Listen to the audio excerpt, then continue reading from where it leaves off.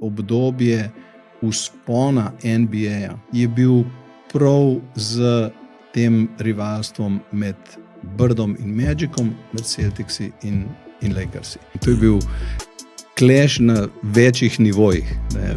Vzhod proti zahodu, vzhod intelektualen, zahod showtime.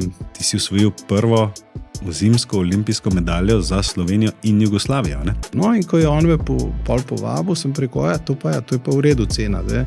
Za ston pa takoj za Lakersi sem sedel, za njihovo klopco. Ne? In moj Michael je rekel, move away, buddy, there's a new sheriff in town. On je zmagoval, je lahko odločil tekme, ampak on ni prišel do naslova prvaka, dokler se ni naučil vplesti drugih soigralcev v igro. Kje pa misliš, da bo Luka, ki je končal kariero na tem seznamu največjih?